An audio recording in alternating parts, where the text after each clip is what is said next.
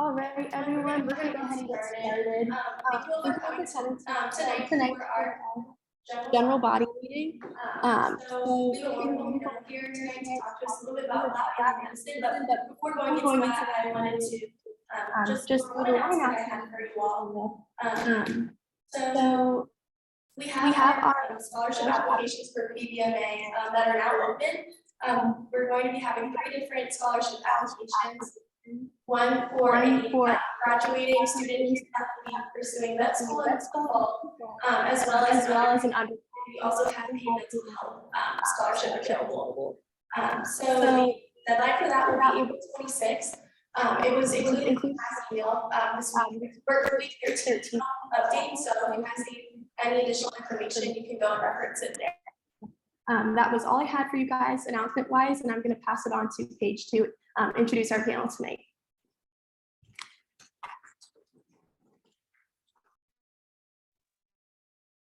You're unmuted. All right, so as Chloe said, tonight our meeting is going to be about lab animal medicine. We have a lovely panel here tonight of clinicians and residents involved in the field.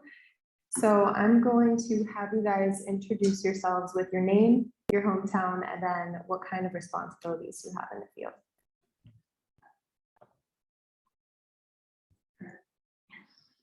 So, the clinical lab animal vets here at OSU.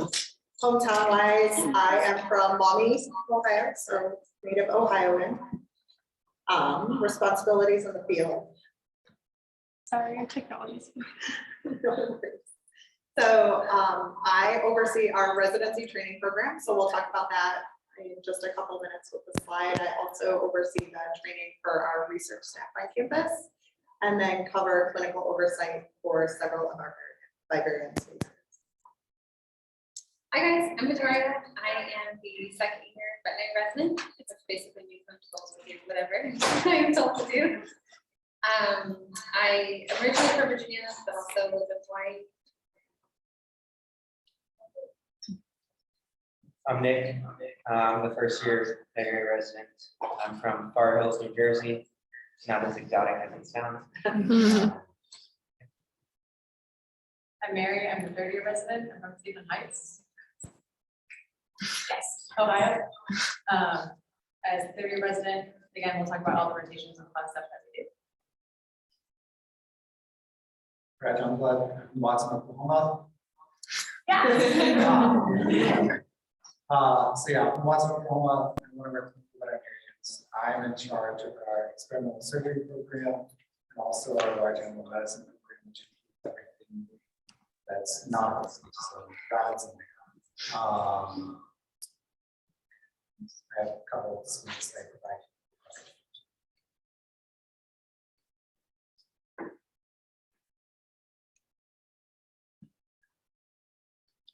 Alrighty. So I know you guys had prepared some questions. We thought, sorry, we already come up here and said that, but we did have a couple slides that we thought might be a good introduction to what we did. So we thought we'd run through those. I promise we'll keep it brief because I'm sure you guys sit through plenty of class as it is. But it's a great opportunity for us to show you some of our cute fuzzies, I promise. Everything. Sure. Okay. Next slide. Are you guys okay if the volume's a little weird during this? Is it bothering you at all? Chloe, if you want to unmute up there, I can mute from my computer, and I think that might help. Okay. That's way better. We're gonna go with that. Okay, perfect. I'll let you guys talk through. Sorry about that. Okay, we were just going to give you a very brief introduction of what laboratory medicine is, because it's not something that's sort of mainstream. Next.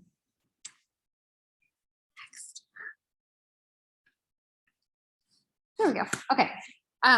So honestly, I think this quote sums it up pretty well. Really, it's like we're a specialty field within veterinary medicine that is responsible for diagnosing, treating, preventing disease, and preventing or minimizing pain or distress, which is really what your local veterinarian is doing with their small animals or large animals, what have you. We do the same thing, just usually with smaller animals. And then really we're pretty focused on preventing pain and discomfort, and then thinking about, you know, your pet is sort of different than the animals that we work with. They're on research studies. And so thinking about, you know, the impacts that disease they may have on their research study is also something that we do. You have to click it. So like treating, preventing disease, pain, distress, all the things that veterinarians do, but we do a little bit more than that. So veterinary care, pain and distress. Yes. Animal care though, we do a lot of the husbandry for these animals, enrichment for these animals. If you've ever heard of like clean rodents, maintaining them in that very clean status is a lot of work as well. So quality assurance is another thing we do, as well as regulatory responsibilities. I think one of the questions was like, what are the regulations and protocols that you have to ensure the welfare of these animals? That's something we do a lot with that we'll talk about in a second, as well as teaching and training. So I think another one of the questions was, what are a lot of like the misconceptions that are in your field? And a lot of them are, so you do research and you do this. And it's like, I support a lot of the researchers that are here. So I'm a lot of the times teaching and training them how to do the things that they want to do and working with animals. It's a lot of teaching and training, but we do as well do our own research. A lot of the times that is welfare based, but some of us do, like Stacey has a PhD. So a lot of the veterinarians do go on to lead their own labs, and that is great. But we do our own research as well. And then we do a lot of research support. So investigator support. So we help our investigators really develop the models that they're going to work with. Some species are helpful, like their anatomy and physiology is helpful in a lot of ways to whatever disease you want to study, but sometimes it can be the anatomy and physiology of that species can actually not be so great for studying that disease that you want to study. So we work a lot with investigators to develop their models, as well as to refine, and refine is a little bit of a loaded word. So there's this concept in our field known as the 3 R's, and that's reduction, replacement, refinement. So we try to replace animals whenever possible with non-animal models. Obviously that's awesome, but say you don't need to necessarily use a primate. Can you use a mouse? Can you use a rat? We work a lot to try to work with the investigators to determine if they can replace animals entirely, or maybe with a less phylogenetically advanced model.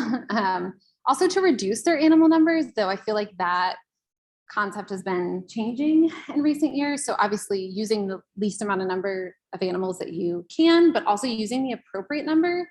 So if I'm going to use 5 animals, but that's not necessarily going to get me statistical significance, using the appropriate number of animals to answer the research question that you are after.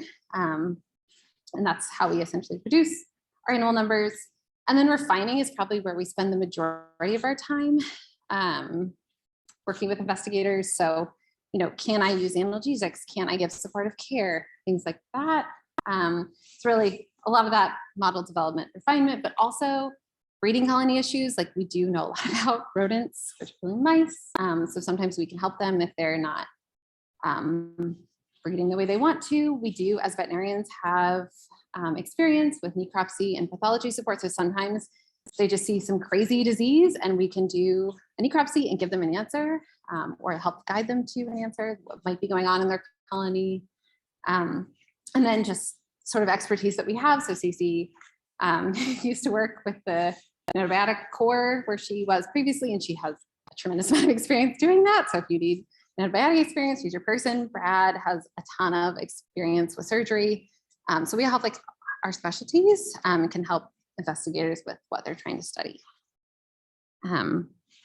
This slide was really to just give you an idea. I think, again, one of the questions was, you know, what regulations are in place and, you know, what protocols are in place to ensure that these animals have great welfare.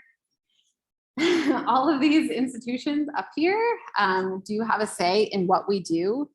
And a lot of them, actually all of them, have an associated text. So the guide and then the Animal Welfare Act down here on the bottom right are a decent text telling you exactly how you have to house the animals, how you have to care for them. So as live animal vet vets, we have to follow these things.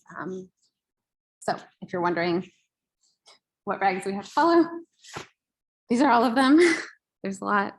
And then just to touch briefly, has anyone heard of an IACUC? Oh, I see a lot of head shakes. Yes. Yay. So the IACUC stands for the Institutional Animal Care and Use Committee. And so that is essentially a committee of people, some of which those people you have to have all those people listed on the left. At least one of those people have to sit on this committee. And if I want to do research with animals, I have to write down what is called a protocol. And I have to say exactly what I'm going to do with the animals, why I want to do it with the animals, exactly how I'm going to do every single procedure. And this body essentially reads what I've written. They decide yes, no, maybe. Most of the times it's a yes, but, and they require me to make changes. So they review the animal use protocol. They also review twice a year the entire program, and they visit every single place that I might use an animal. So this is my lab and I'm working with animals here on this bench top. They're going to come, they're going to look at this bench top. They're going to ask me what I do with the animals on this bench top. After the protocol has been approved, like again, they will come, they will ask me questions. They are also the people responsible for ensuring that I, working here on this bench top, know what I'm doing, that I've been trained to know what I'm doing. A lot of the times that training does fall to the veterinary staff, which I think Mary will talk about a little bit later. Making sure, if we're working with hazards, that the people are protected, occupational health and safety, as well as some other like administrative things. But yes, if I want to work with animals, I do have to go through a certain body. Thank you. So that is, oh, Mary, I just pulled it too far to the right, sorry. Hopefully that will come up pretty quick.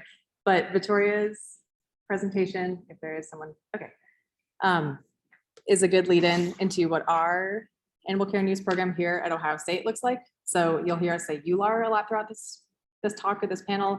So that's University Laboratory Animal Resources is what we're saying. And we basically refer to any of the veterinarians, technicians, animal care people who take care of any animals here who are used in teaching, training, and research. At Ohio State, being a resident is an awesome gig because we have such an amazing breadth of animal research. So we have the colleges of medicine, public health, veterinary medicine, dentistry, pharmacy, biological sciences, social and behavioral sciences. I couldn't even say that without looking at the list because there are so many, which is great because you have so many different animal care and use protocols. Like a behavioral protocol is going to look different than a dentistry protocol, but we have exposure to all those things and there are different demands, there are different analgesics that are used, the different standards of care, or not standards of care, but standards for assessment that are used for those animals. So we have 14 centralized vivaria, and centralized is a word that we use a lot, but I think might not be very intuitive. So that basically means that anything that's on OSU Columbus campus. So anything that we can basically walk to. So those 14 centralized vivaria we can get to in 10, 15 minutes, track throughout our day, and then 9 remote agricultural facilities. So remote being Finley Farm, Worcester, if you guys are familiar with those facilities. So definitely still in Columbus, we might have to drive to it. And it's a little bit more of an effort to get to. Still definitely part of our animal care and use program, but just that's the way we organize this, centralized and then remote. Victoria had talked about animal care and use protocols. So those are the things that you submit to the IACUC, and the people submitting those are the principal investigators. So we have 400 about at any given time, people who are writing those protocols submitted to the IACUC to use animals. So those PIs are principal investigators. When we talk about census units, that number is a little bit tricky because it can refer to either a cage of rodents, which could be up to 5 rodents, or a cow. So 27,000 census units is about the average of what we have at any given time. Again, super variable depending on what protocols are in use at any given time. So we tend to separate things into biomedical and agricultural because those biomedical protocols are largely going to be on those centralized campus vivaria, and then agricultural are in those more remote Worcester, Finley Farms, Don Scott, those ones you have to drive to that usually have agricultural animals. But on any given day, we might interact with rodents, rabbits, non-human primates, pigs, sheep, dogs, cats. I think those are the main ones. So it doesn't mean just non-agricultural animals, but those are the ones that we tend to keep in the biomedical settings. And zebrafish. Ooh, okay, we have to click the slide. Yeah.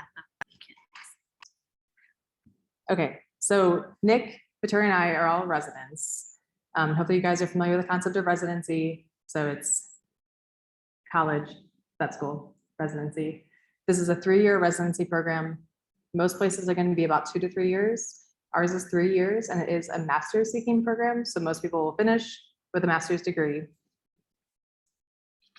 thank you. And that is going to be in comparative and veterinary medicine. So we have the privilege of working under 6 ACLAM boarded. What ACLAM means is basically they are lab animal specialized veterinarians. So they've taken a boards additional to the NAVLE, if you guys are familiar with the North American Veterinary Licensing Exam. So they've taken a separate set of boards to say, I'm specialized in laboratory animal medicine in particular. So then at any given time, we have a first, second, and third year. We usually do 1 per year. So it's nice to have a group of 9 vets that you're working with at all times. It's nice to just like be able to soundboard when you have a clinical case. You can talk to your resident veterinarian, peers, and then your faculty veterinarians as well. So hopefully we touched on this with the scope of where our different vivaria are located, but we have an amazing diversity of species. I think most people who go into lab animal medicine really like a day that's not the same as the previous day or the next day. You're gonna have a different subset of challenges based on the protocol, based on the species that you're working with, based on the challenges that are happening with them, because we are working in experimental paradigms. So these animals are maybe receiving a treatment, like a drug treatment, that they've never received. So you might see an unexpected reaction. You have to troubleshoot that with the PI, the principal investigator, to try, of course, to reach their experimental goals, but also to maintain the welfare of the animal that you're working with. So I just threw up some pictures of the ones I've had. I think the most fun working with, there is a group of transgenic rabbits. Are you guys familiar with the term transgenic? So it's basically you're playing with the genome of a species to manipulate something to either express it or downregulate it. So these particular animals were in a muscular dystrophy study. So they have kind of an abnormal, in the simplest words possible, abnormal expression of their muscles that makes them have certain phenotypes or physical expressions that makes like maturation more challenging. So these animals are often born normal and then experience some challenges as they grow older. So the fun part of it is that it's a breeding colony. These are some of the only animals of their kind in the world. And as such, they have a breeding colony to keep it going. So in the picture where the gloves are being shown with that little snoot, that's like a 2-day-old rabbit, just living its best life. And then some animals that are more juvenile to the right there. We have had some sow and piglet models. So even though that's a typical agricultural model, we still have that in the biomedical setting. And that's again on our centralized campus. A little guinea pig, sheep, and then you can't see what I'm doing, but I'm like poking a cow on the right side there. So Victoria had also mentioned the teaching and training aspect. So we have the pleasure of interfacing with people all over campus. So vet students, pre-vets, people who are working in research labs as undergrads, grad students, postdocs, anybody learning how to work with the animals that they're working with. You might be a grad student who joins a neuroscience lab, but you've never touched a mouse before. So that is exactly what we are there for. So we are there to help you handle that mouse, acclimate it, handle it safely, get, again, the data that you need to get, but also make sure that the welfare is maintained that entire time. So we do anything from anesthesia, aseptic technique, a lot of suturing. So anybody who's trained to do surgery on a mouse is able to, as long, again, as they have the mentorship and training that they need. So suture patterns, like basic suture patterns for mice, is something we spend a lot of time on. Rodent handling, rabbit handling. And then again, within ULAR's University of Live Animal Resources, we have a lot of great technicians, and they might come in with their RVT, a registered veterinary technician training, but they might have only worked with cats and dogs. So we help them, be exposed to some of the more typical lab animal species like mice and rats. And then every Thursday, we have the pleasure of teaching each other all the things that we need to know for our specialty boards via resident seminar. And then Stacy, this is more you, I think. I know, I threw this one in. We just wanted to put it on your guys' radar, but we do get frequent questions about what's lab animal. Can you see more about lab animal here at Ohio State? So we're trying to start up a shadow day for students. Our goal is to do it once a semester. So the first one that we're going to put on is here on Thursday, May 5th. Our goal is to right after finals, have you guys come in. We'll try to keep the groups relatively small, and then we set up a day where you would get opportunities to go through some of our different librarian spaces, meet with some of the vets, take a look at our experimental surgery core. It'll probably be somewhere in the 4 to 5 hour range. I put the email up there, so it is a long day. I realize that's short notice for the date, but if anybody's interested, I encourage you to reach out to that email address and just put yourself on our radar, because we'll reach out and let you know as we have future dates. We do, in addition to shadowing, we have quite a few undergrad as well as grad students that come to work for us in ULAR. So we do have student positions and opportunities to work either with our road medicine crew or with our operations team. We are always looking for great students who want to come and lend a hand and learn more. So reach out at that time. We're happy to take your guys' questions. The residents did a great job.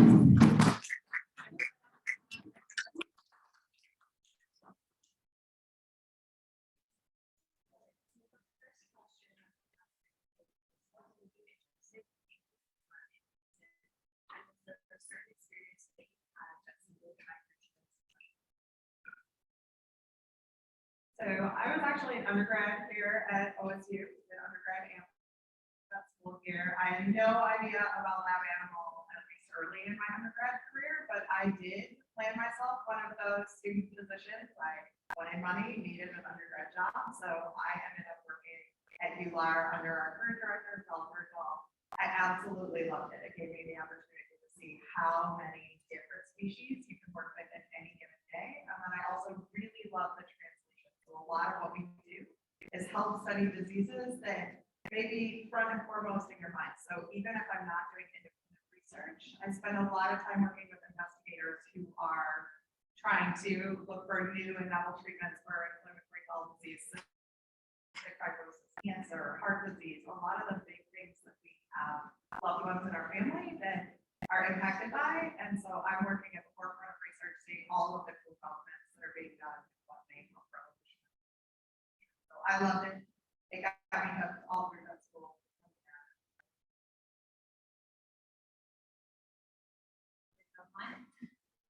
Something I don't know how many you guys have timelines, so cut us off wherever you need it.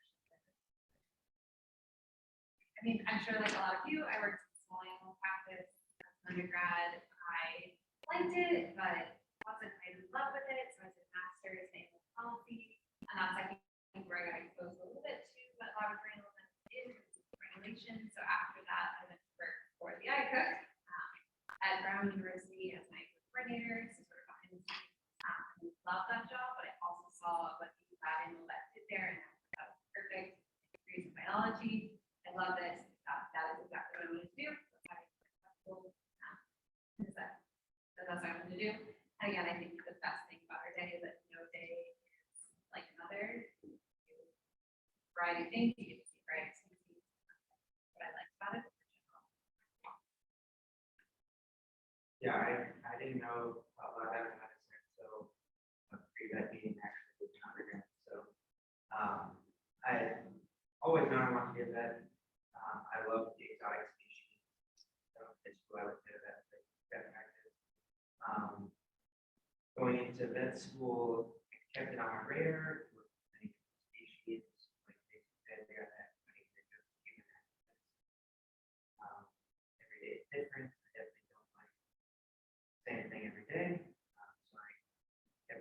radar. I also dabbled quite a bit in zoo medicine throughout vet school, and another field where I work with many species. So applying to residency, I definitely wasn't the most traditional lab animal applicant. So I graduated vet school. Most of my work here was I did my small animal, large animal, equine rotation, but I also spent quite a bit of time with conservation. So I wanted to just learn about as many species as possible. I knew I had a very good decision ahead of me, lab animal, zoo medicine. The overlap between the two is definitely there. There's quite a bit of overlap. I ended up doing internship at vet school to get more time, more clinical experience, externship, supplement my lab animal electives here at Ohio State, well, just really saw myself in that field. It met the criteria for all the things that I mentioned in the state story. I think it's one where, like I said, there's a lot of overlap. So there are a lot of lab animal vets that work in private practice, whether it's Monday a week, diets, or consultant too. Also having a central career as a lab animal vet. So I guess I like to have my hand in many different places, but lab animal is the focus of my career. For welfare is such a huge part. I really wanted a clinical career. But it also does have that, a lot of my friends growing up, they went into business, had a desk job, which you do experience that as lab animal vet. So every day is different, so much variety. It fit the bill for me. Definitely got training. Yes, everybody here is pre-vet or vested. So you're already ahead of where I was at your age. So I was not one of those people who I wanted to be a vet from age 5. I love animals. So I was a neuroscience and English major in undergrad. And I did research for 3 years out of undergrad. Again, wanted to pursue a PhD. It was fine. I don't think my heart was in it. I started volunteering at a shelter. I was stress relief. I did homework for the first time in my life, and I was exploring other avenues. And just fell in love with working with animals. And then lab animals is very married to research and working with animals. So that's how I found it. Again, networking is one of the greatest assets in life. I think I had a conversation with a lab animal vet when I was like 23. Okay, that's what I want to do. So I went back to school. I did a postbac, did a lot of classes at night, worked in small practice. Yeah, I went to the ULAR for that school. Particularly to Ohio State, but years after that experience. Yeah, never to like decide anything. And again, like everyone said, every day is different. I think next time you go to the doctor, pay attention. Like, tell them, yeah, I'm interested in veterinary medicine. Everyone has animals. You know, every is that cool animal section where your MRI technician practice on gorillas too. Like everybody has been in that realm in medicine.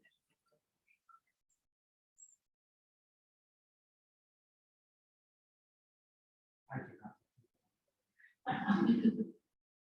Because then I have to talk to them about all of their problems. I always knew I wanted to be. I went to university. Always knew I wanted to be after I graduated.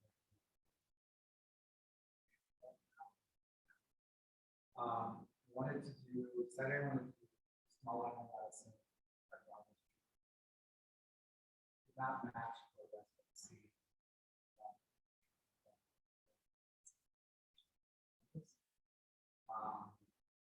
And basically I served the veterinarian organization.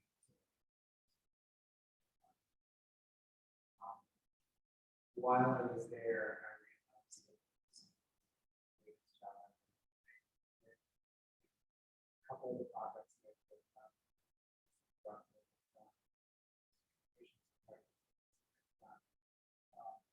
couple of devices that.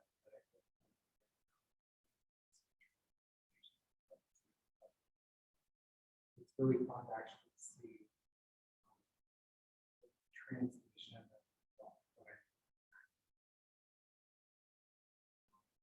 Yeah, I love it.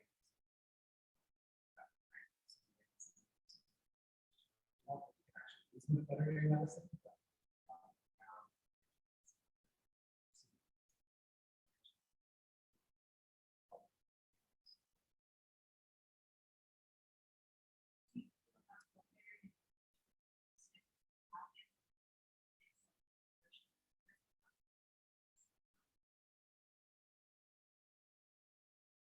I would say that I think lab animal is actually a great field from that standpoint, and that we do have such a strong push to ensure that we have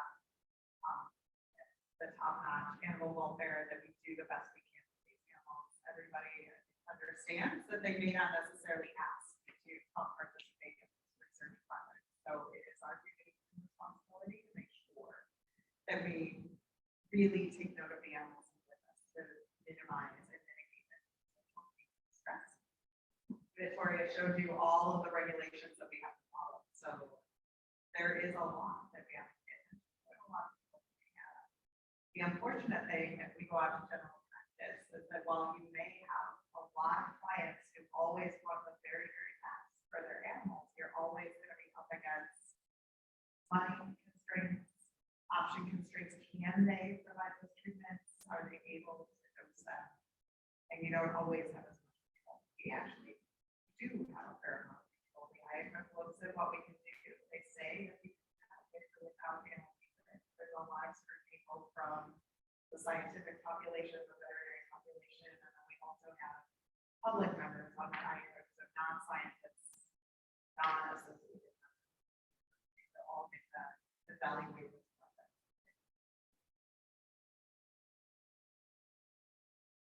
No, I would agree. I think there's those regulations, very working private practice.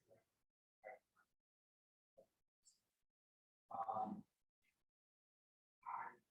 honestly believe the welfare of our animals is far superior to what I saw.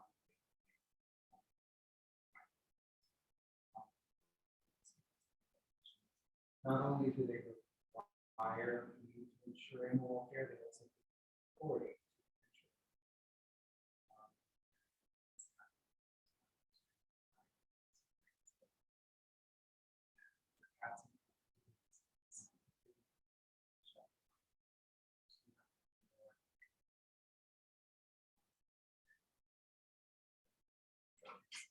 Part of this conversation. I get it.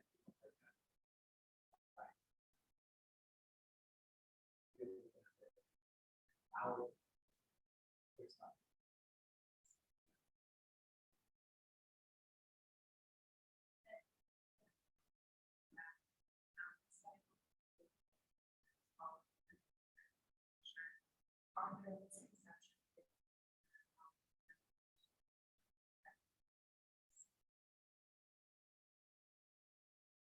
Banding breath and it has to be said, because you always invite the session to say, I work in molecular session. Because they either get it or they don't. And there's, I found that there's very much of, so the not get it responses I've gotten are, oh, so you test makeup on rabbits. So, that's the biggest scientific question that we have. Obviously. And that's a hard thing. So you can, I would say you're a veterinarian, figure that, but when you do the right session, say, this is what I do. Ask me more. And then we talk about transparency a lot in our field, but we definitely want nature. I think it's a lot of education, cover in 30 seconds of what people are. It's always a loaded topic. There definitely are misconceptions. I think you guys know what we're talking about. I think it's about vaccines, it's about anything. They're not, it's not going to be a two-way street. They're going to have to find stuff. So you do kind of pick your battles and realize that, you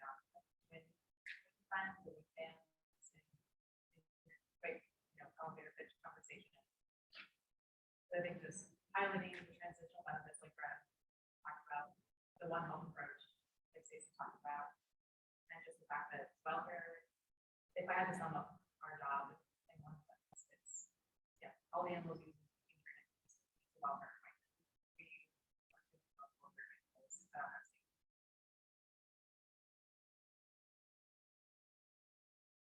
guys kind of talked about how this are how so how do you prepare yourself to take on that?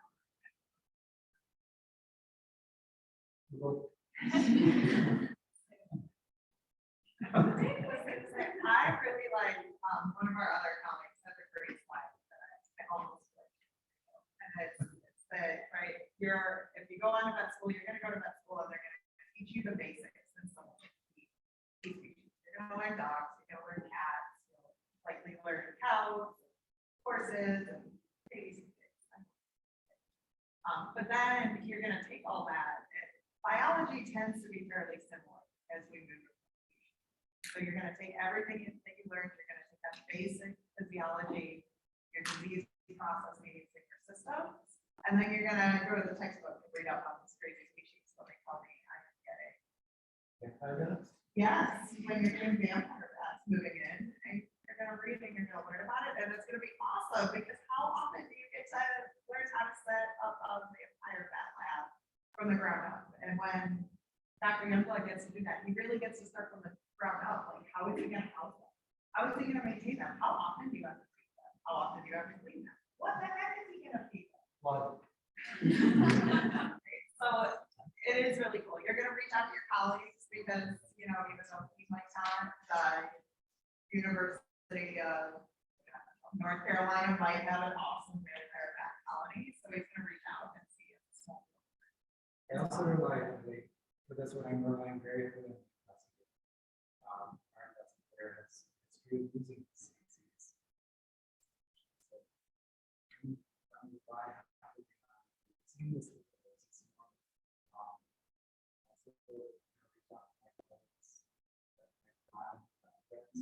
maybe not even a level of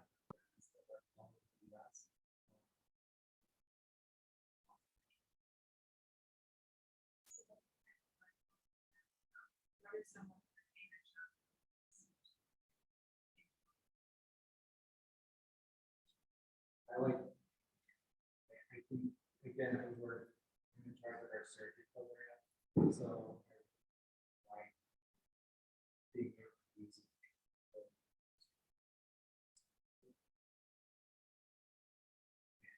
seeing animals as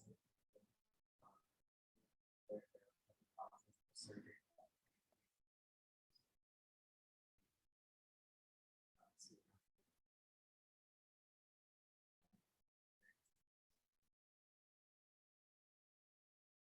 Things like enrichment, right? So figuring out what we want to do and what we can do to enhance their environment and their housing, but not only how do we make it better, but how do I control that across all of the research studies? How do I ensure that I'm safe there, but not having.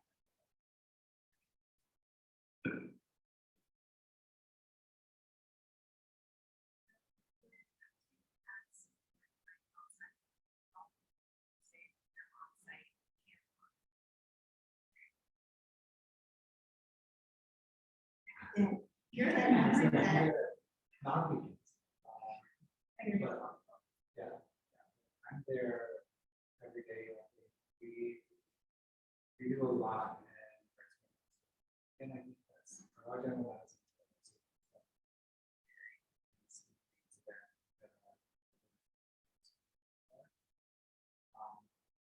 a lot of times we're working with investigators who have worked with mice and rats for years, and they've got this promising drug. Absolutely, larger animal model before they make that jump into so with that, a lot of catch sheep. It's pretty easy. We can catch a mouse. We've been doing that for years. Other very simple things that we see in practice all the time. do a lot of there every single day.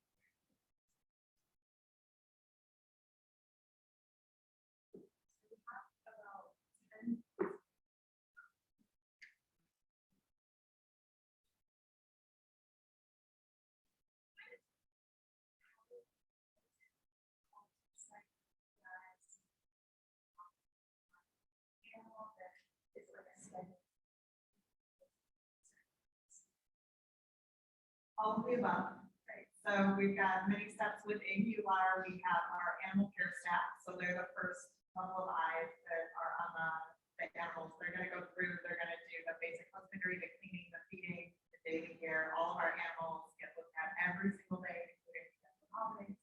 If something is wrong, they are going to send in a clinical report to say, hey, this mouse looks like it might be hunched or not feeling well. This fish is swimming. This pig maybe breathing funny.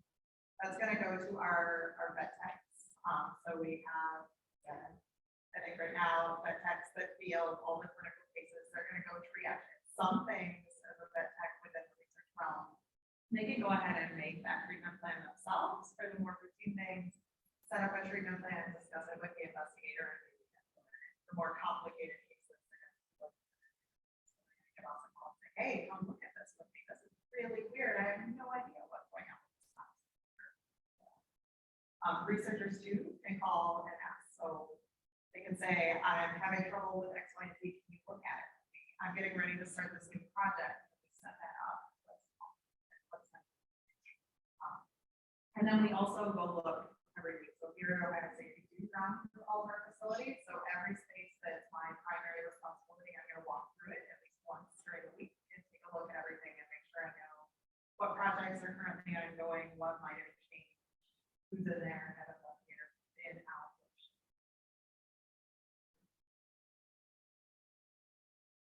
Anything change in the next.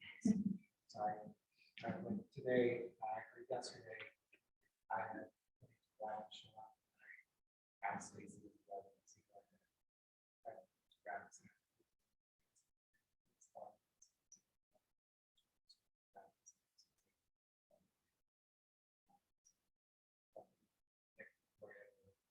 Available, or maybe schedule to be available.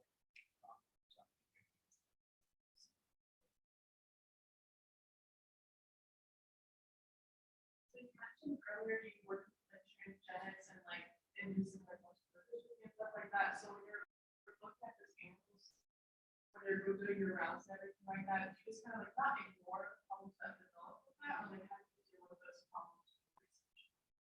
They have to tell me about it. So if I am putting together my muscular dystrophy protocol, I'm going to anticipate that those rabbits, those mice, those ferrets, those pigs, whatever, all of which are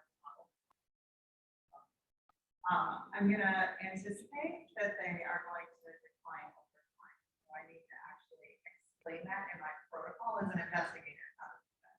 And if I capture it, then as the vet, I have access to those. I'm going to look at it. I'm going to talk to the investigator and say, yes, you may have some muscle weakness, but I anticipate that. That's well documented in the protocol. And you're saying that you're monitoring their weight more often, you're feeding them more often, you're feeding them on the floor of the cage, whatever that might be. And then we're going to move on. However, if we're reaching aspects that we don't anticipate, then we're going to have conversations about what we need to look at, what we need to treat it. That's a great question, by the way. That's like what we spend looking at what they describe.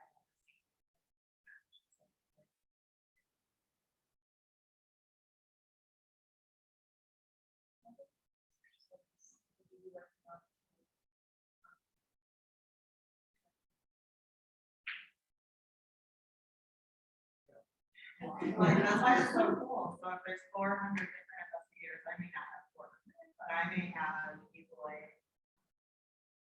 50 to 100 different investigators, different spaces they cover. So you may not know them all perfectly, but I'm likely over time at least going to know that this PI is my muscular dystrophy. Yeah, this PI is my maternal neglect and neural behavior PI. This is my cancer PI. And then you kind of have ideas on what to expect. So if I see a mass pop up in my maternal neglect neurobehavior graph like it did today, I'm more likely to wonder what it is and think about it versus the mass that pops up in my tumor model where I'm counting.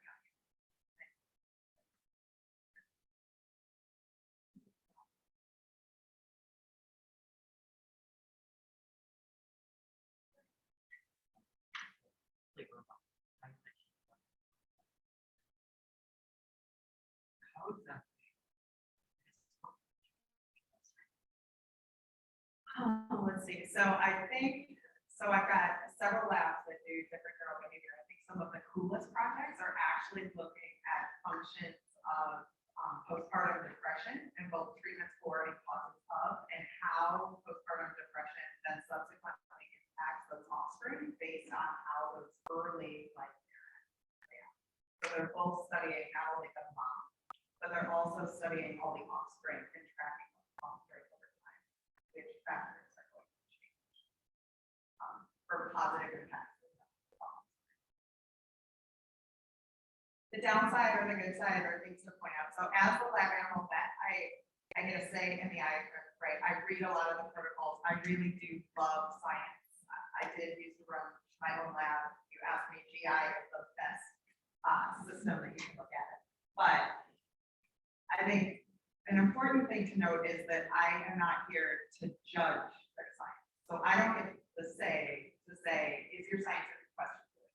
Or is your scientific question valid? I can raise questions about the overall welfare and the care of those in power, but their scientific review process and approval is outside.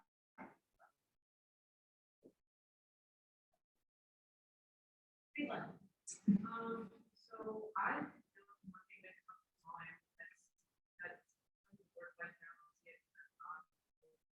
separation and actually having a leg that like say. So how have you found in your field that sort of balance?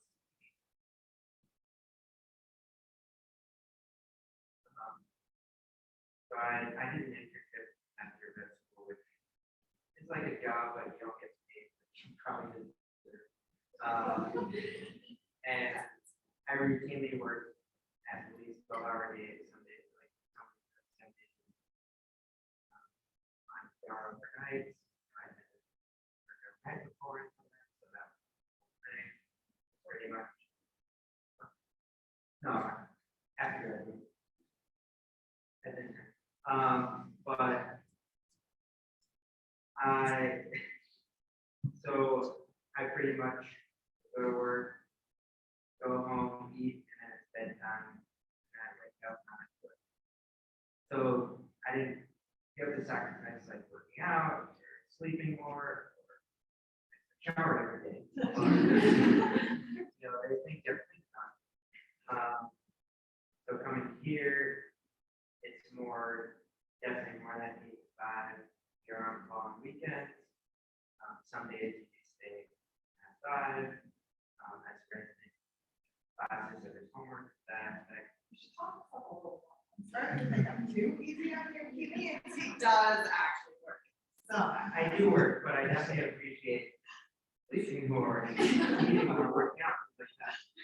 So I think this career, especially from a time standpoint, does have that allow for more work-life balance. Like really, I guess it depends on the job, but most of the time you won't work on weekends, you on call. Thinking about like mental, how it affects you mentally. If when I work private practice, basically you're getting a lot of euthanasia, difficult clients, so that impacts you one way. Here, we're not working with clients, we're working with researchers who oftentimes seem more understanding, but you're also dealing with a lot of euthanasia. So I think, again, I'm more non-traditional applicant, so still getting more acclimated to that, where treatments of studies, you're not always adopting on the although you try as best as you can. But there are studies where they have to look at histopathology, or, you know, they have to look at tissues. Euthanasia is the end. So that can be part of it mentally. I think acknowledging that you're in severe, we're promoting welfare, you're caring for these animals, you know. The dog may not know next Tuesday is 10 pounds. You may know that, but as long as, like, I try to think, like, the dog doesn't know it's going to be equal, but we're going to make sure up until whatever that point is, it's getting the best care possible. Being enriched, being so fun, we're getting the best care possible.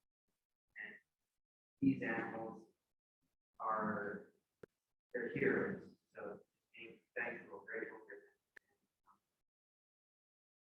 Asking like Mr. Stephanie, if you look at most medical advancements, animals were at the root of that. They take away all these vaccines, AIDS vaccine, coronavirus, and COVID vaccine. Animals were at the core of that.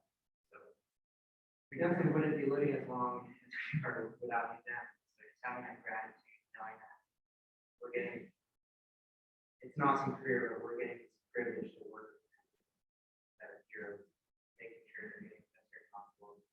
All these regulations. So it can be mentally taxing, but I'm still very grateful here, but it's tough for sure, but again, you have to look at the bigger picture and how to do that.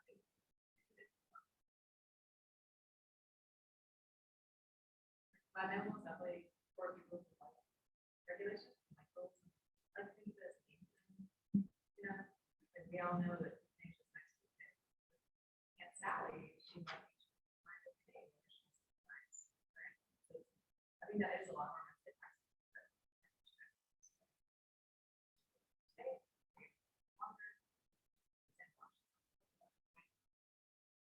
In Lebanon, we do have a privilege of knowing that we have a timeline for all 26 weeks for the most part.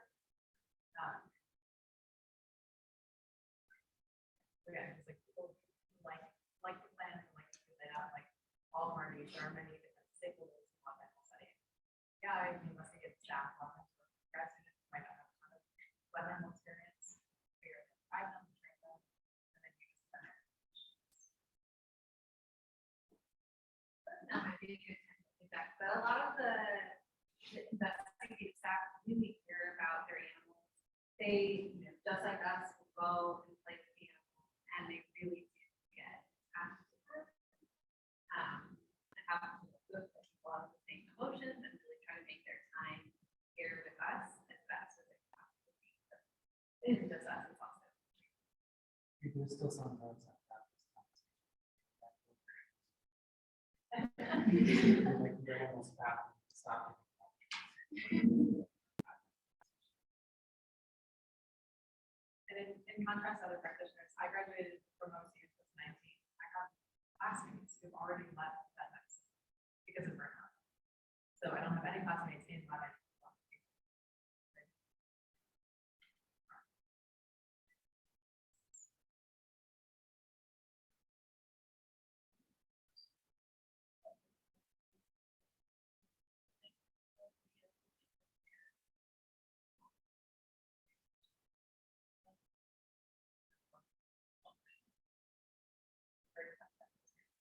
So that too is one that there are strict regulations about, right? I cannot just use an animal over and over and over and over and over so that I can say that I used fewer animals. Some animals could potentially be transferred from one study to another, but those do have to be called out within the protocol they have to be. And it needs to be evaluated and discussed as to what happened before, how does that impact after, are we sure there's variables that that's going to cause the study. But if I had a rat in my colony, often I'll see it there, right? So we have animals that are brought in to be the moms or the breeders for this study, and really I'm looking at the offspring. So So then is there somebody else that could potentially use that mom on another study? So if she hasn't had anything other than hanging out and getting her enrichment and delivering her babies, could she then go on? Or sometimes as the investigator trainer, they'll get transferred to me to get used in handling practice. So if you finish your behavior study and we use them over here, to study these trainings and asking you to transfer it to me so that then eventually I'm going to use it to teach you guys how to handle rats and restrain rats.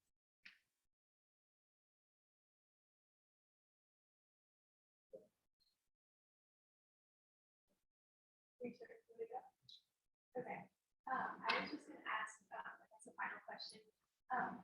What, do you guys have like a specific lab setting or lab itself that you monitor your time overall so far? Or, really cool or interesting? I think it's like, actually, it's like the present line, I'm doing my research in environmental engineering lab. And I love it for a lot of reasons, but mostly because I can really get to know the investigators I'm working with, and it helps a lot with like resident confidence moving forward. So I think the first thing I think at least when I'm a resident and I'm learning, oh my gosh, like I need to study so much before I approach this problem.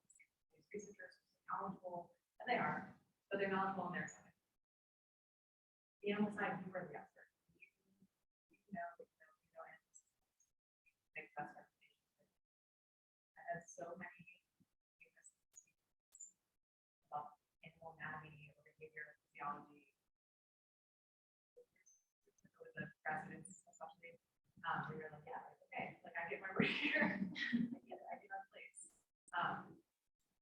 But again, I think being biased, I think that's one of the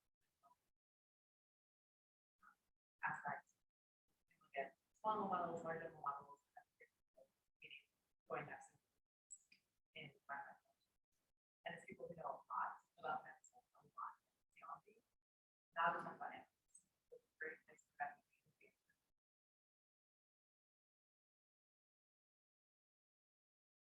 Right there is enough.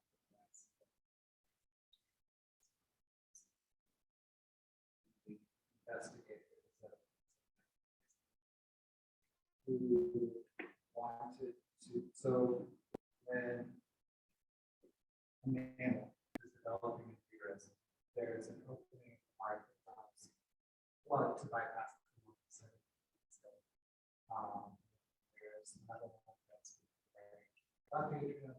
The problem is in heart failure, the left atrium starts pushing blood from the back to the chest. So what is down into that space where there used to be a hole that you were years. And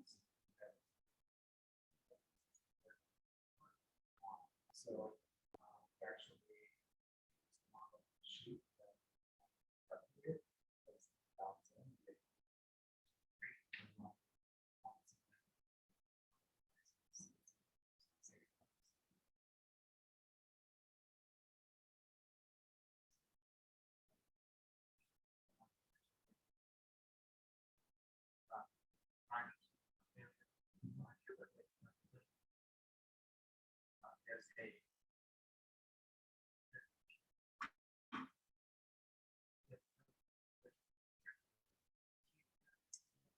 so those are sheep that were actually selected.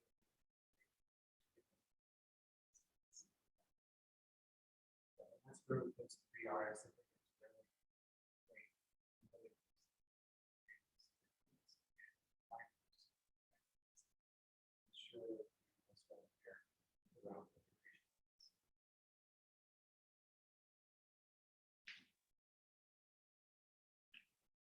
Would you say your experiments work with are more related to human medicine, or is it more like animal research for the animals themselves? It's going to depend a lot where you land. So there's lab animal jobs in all of those aspects. So most universities, academic settings, all of your pharma industry, all of ag industry, government aspects, like there are lab animals all over. So maybe add more animal protein. We have a lot of time.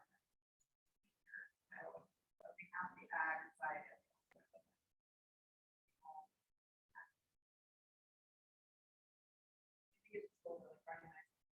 A lot of what we learned in that school is derived from units. Maybe in the COVID. Amazing therapy in my body.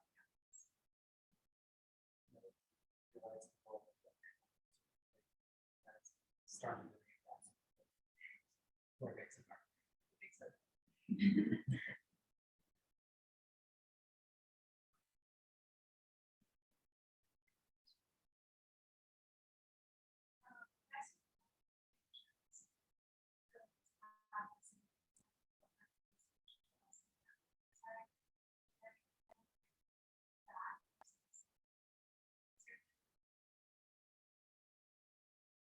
So I guess I did both. My previous appointment, I was in, I guess not a clinic, I was a basic science researcher. So I had my lab where we used mouse models to study the effects of the microbiome on colon cancer, inflammatory colons, other cancer.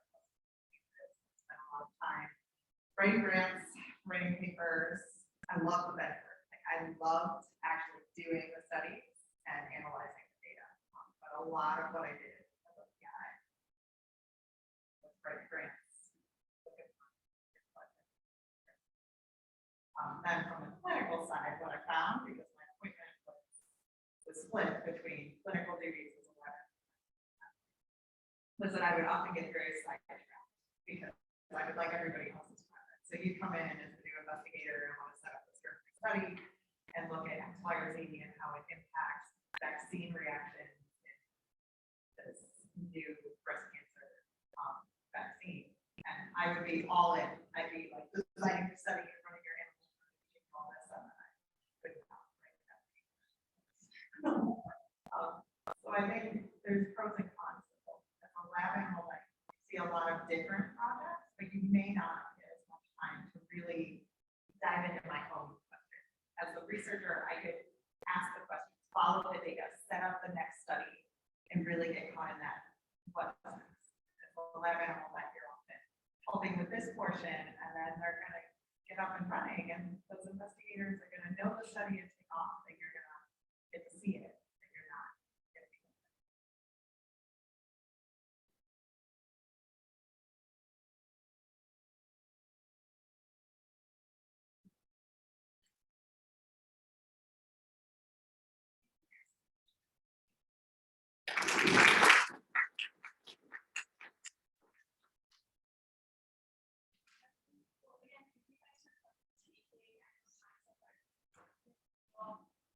I'll stick around for a bit, but absolutely, I'll keep so much fun. Stay dry out here in the weather.